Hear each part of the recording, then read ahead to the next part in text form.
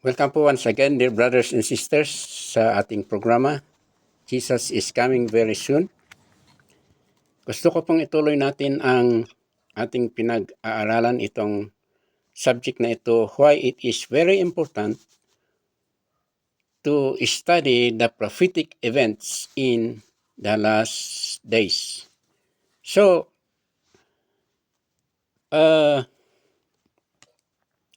in-explain ko po sa inyo ang ibig sabihin nitong 7 araw ng Panginoong Diyos. Noong unang turo ko sa inyo ay sinabi ko sa inyo na may significance nitong 7 araw ng Panginoong Diyos sapagkat binasa natin sa Genesis chapter 1 na sa loob ng 6 na araw ay ginawa ng Diyos ng lahat-lahat, even the heavens and the earth, at lahat ng creations na nandito sa universe. So,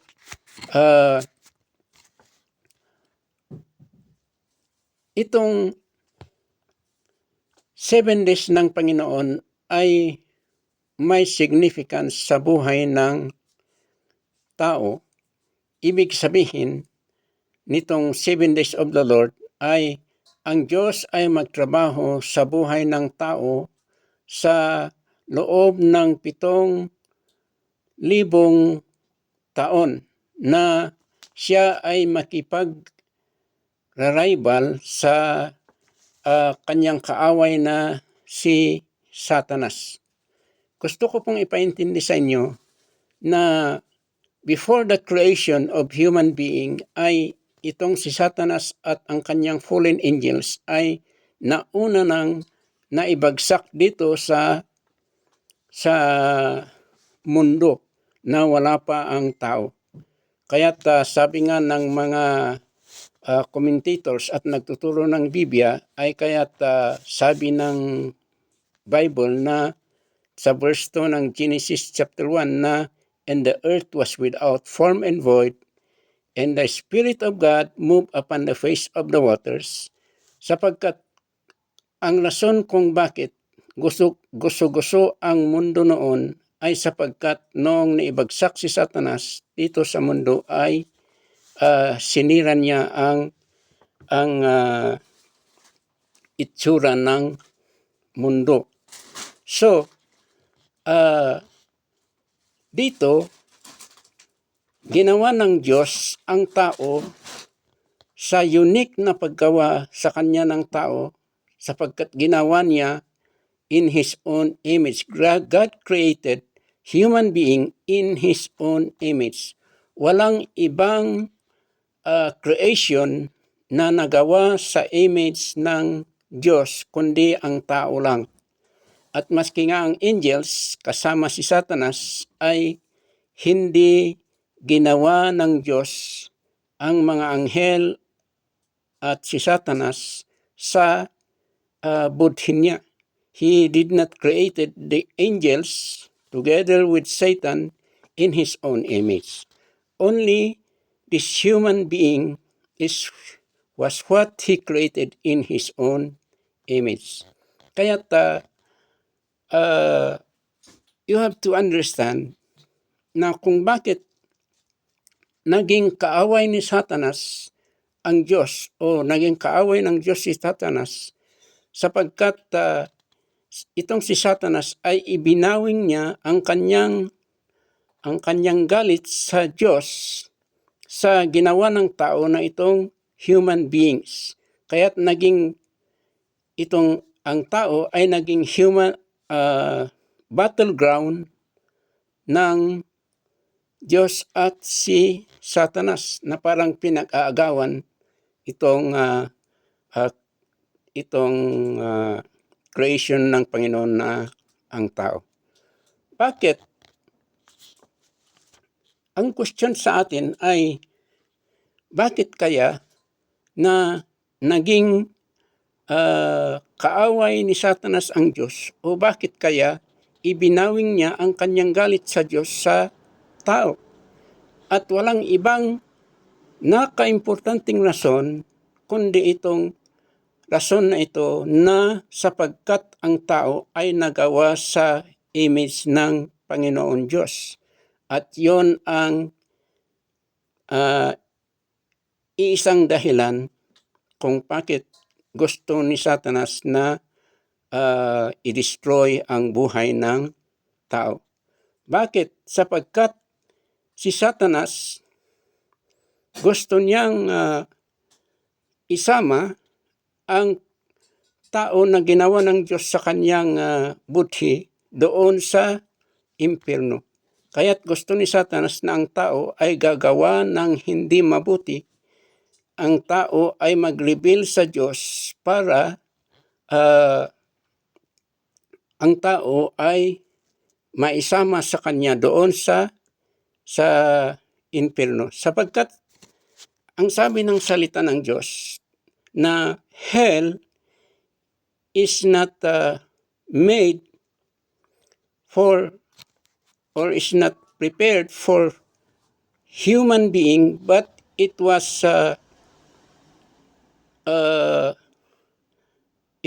primarily prepared for the devil in his evil angels. So, ito ang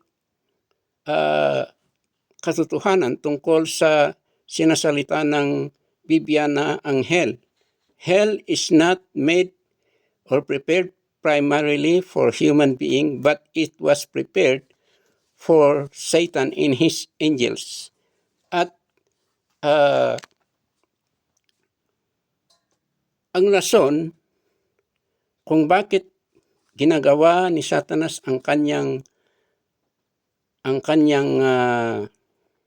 lahat ng kanyang gustong gawin na isama ang tao sa impyerno ay para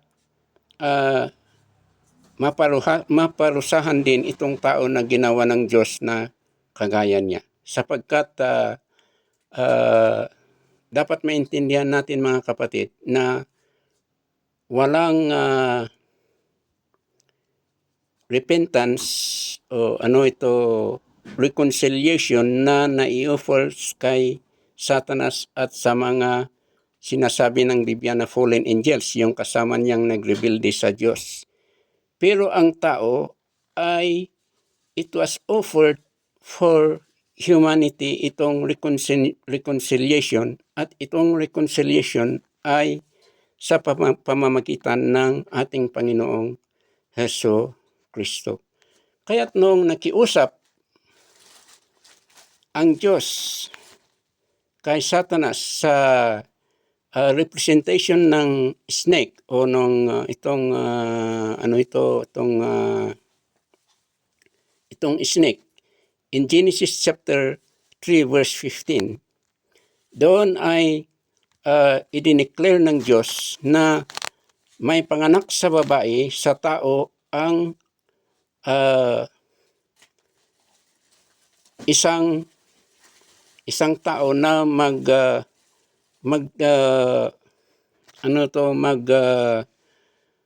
mag-destroy o who can be able to defeat Satan's power from continuing to destroy human life. So, walang ibang naipromise doon sa Genesis chapter 3 verse 15 kundi ang ating Panginoong Hesus Kristo na naipanganak. So,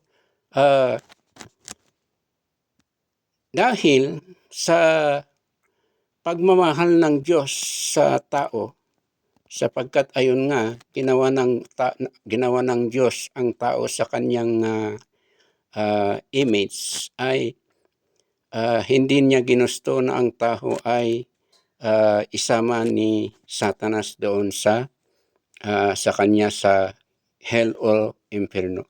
Kaya't pinigyan niya ang ating Panginoong Hesus, parang siya ang solusyon na pwedeng mapakapagsira, who can destroy the power of sin and the power of death against humanity.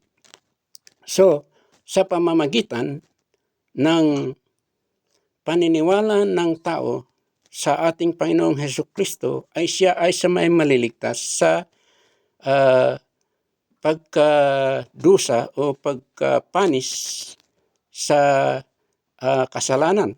Sapagkat sabi ng Biblia, the wages of sin is death, but the gift of God is eternal life through our Lord Jesus Christ. So, kung ang tao, kung gagawa ng makasalanan, ng kagustuhan ng dyablo, gagawa siya ng hindi kaaya-aya sa Diyos, ay siya ay magkasala at ang kaparusahan ng pagsasala ay, sabi dito, death, pagkamatay. Ibig sabihin pagkamatay doon sa infierno.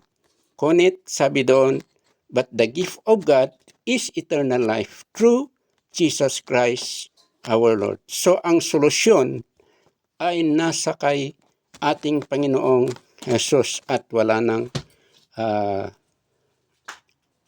iba. So, ano ang sabi ng salita ng Diyos? Familiar tayo sa John 3:16. Sabi ng John 3:16, for God so loved the world that He gave His only begotten Son, that whosoever believes in Him should not perish but have everlasting life. So, yon ang sinabi ng salita ng Diyos. At ano pa, itunuro ng apostle ng ating Panginoong Hesus, kagaya doon sa matatagpuan natin sa Acts chapter 16 verse 31, na sabi ni Apostol Pablo sa itong isang sundalo, sabi niya, believe on the Lord Jesus Christ and you will be saved, you and your family. So, ang paniniwala lang sa ating Panginoong Hesus na pwedeng maligtas ang isang tao. Sapagkat sabi nga ng Apostol Pedro, doon din sa Acts chapter 4 verse 14, there is none other name given among men under heaven whereby people can be saved. Wala nang ibang pangalan pa na naibigay sa from heaven, kundi ang pangalan lang ng ating Panginoong Jesus. So yun ang matatagpuan natin sa salita ng Diyos. Kaya maski din doon sa Romans chapter 10 verse 9 ay sabi doon that if you confess the Lord Jesus Christ with your mouth and believe in your heart that God has raised Him from the dead, you will be saved. Kung ikonpisal mo ang Panginoong Hesukristo sa inyong bunganga at maniniwala ka from your heart na siya ay binuhay muli ng Diyos sa pagkamatay, ikaw ay maliligtas. So, walang ibang dahilan ang pagkaligtas ng tao kundi ang paniniwala niya sa ating Panginoong Jesus. So, ito nga, itinuturo natin dito na darating ang panahon na ang ating Panginoong Jesus ay babalik dito sa mundo. At tayo ay naniniwala, ang mga Kristiyano ngayon ay naniniwala na ang pagdating ng Panginoong Jesus ay malapit na. Kaya't ito ang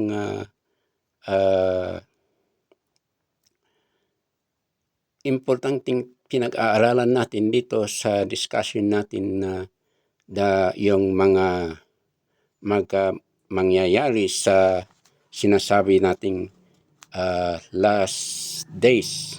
At kaya pinaliwanag ko sa inyo kung bakit ano bang ibig sabihin nitong last days. Kaya diniscuss ko sa inyo itong 7 days of the Lord, na ang Diyos ay magtrabaho sa buhay ng tao sa unos ng o sa loob ng 6,000 years na nakikipag-tribal, nakikipag-away kay Satanas. Ngunit sa ikapitong araw ng Diyos, na ito ang significance na ikapitong araw ng Diyos ay siya ay nagpahinga sa kanyang trabaho, ay ito ay isinisignify yung darating na 1,000 years reign of the Lord Jesus Christ here on earth. At iyon ang ibig sabihin ng ikapitong araw ng Panginoon, which is equivalent to 1,000 years. At iyon, sa pagpapatuloy natin ay didiscuss natin na kung bakit itong pagro-rule ng ating Panginoong Jesus ay sinasabi nating a day of rest, ay sapagkat wala na doon si Satanas at ang mga evil spirits na gumagala dito sa mundo. Kaya't wala nang makasalanan sa panahon na yun. So in our next episode ay ipagpatuloy natin ang pag-aaral natin tungkol sa tungkol sa punishment ni Satanas at ng kanyang mga tauhan na didiscuss natin itong si Antichrist at itong false prophet.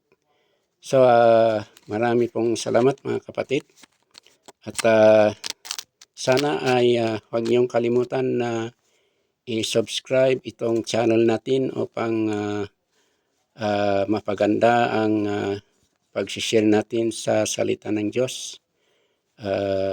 Sana po ay I ask your consideration and understanding. Sana ay gawin nyo lahat ng inyong diligence na mag-subscribe sa channel na ito, at sana ay share din ninyo sa mga kaibigan ninyo para sila din ay makarinig sa salita ng Diyos. Maraming salamat po mga kapatid, at lahat tayo ay we will be praying one for another so that we can be able to understand the will of God in our lives. So, bye for now, brothers and sisters. Till next time. Again, thank you so very much.